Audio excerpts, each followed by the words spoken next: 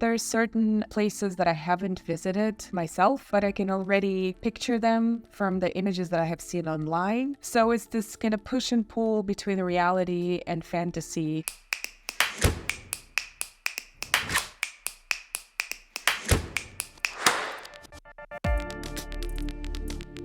My name is Anastasia Samoylova. I'm a photographer and artist based in Miami, Florida. My series Landscape Sublime began in 2013. It is ongoing. It is inspired by the aesthetic categories of the beautiful, the picturesque, and the sublime that were illustrated with examples from nature back in the 17th century. Also, collage really reflects the chaotic world we live in. So I use those examples from nature, but I found them online. I would look for public domain and Creative Commons licensed images, assemble them by subject, and then print them out and sculpt them into tableaus. It's actually all three-dimensional. So these are physical collages. I'm not interested in appropriation in this case, but photography can also serve as this time capsule. There are certain places that I haven't visited myself, but I can already picture them from the images that I have seen online. So it's this kind of push and pull between reality and fantasy, and it's manifested through these constructs that are real, but of course they're theatrical.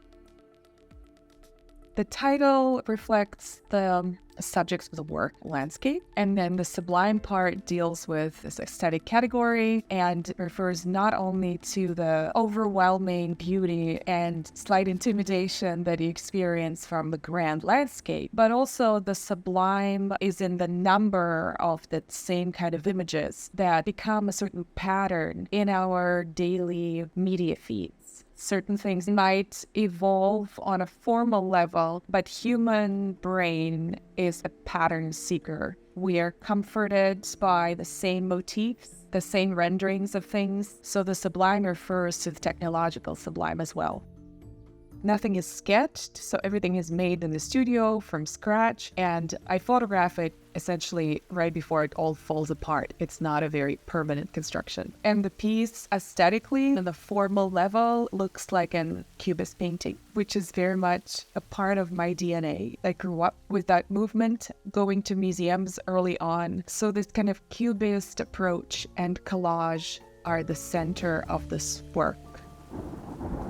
I've always had this special relationship with the natural world, probably because I grew up in a big city, Soviet-era block buildings from the 60s.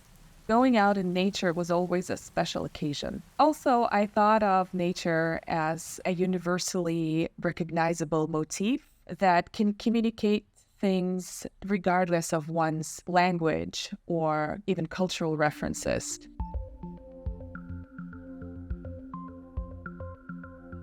And of course, now we know that AI is adding to that, but it addresses some of the same issues. What's reality? What is a computer-generated image? When you take a photograph and add certain manipulations, you're already getting a picture that's a degree removed from reality. It really is a means to channel some very layered thoughts that I have.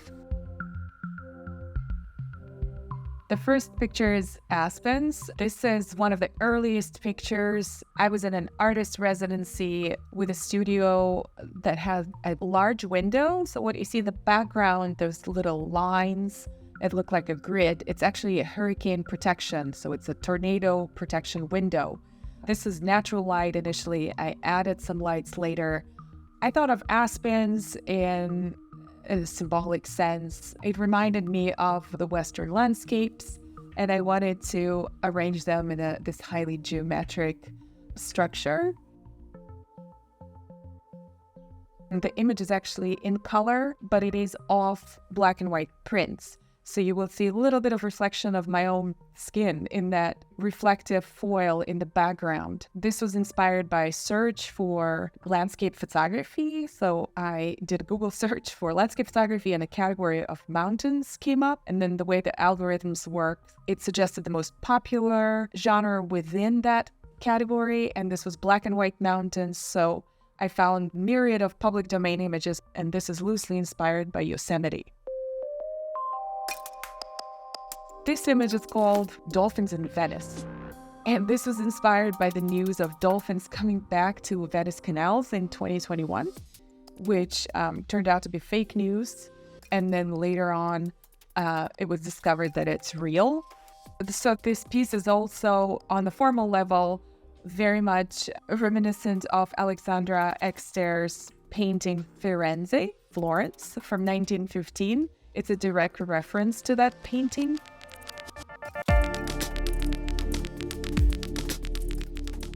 With this project, there are different playful elements. You can't really take it at face value. There's a degree of irony throughout what's reality and what's construct manifested itself in this project.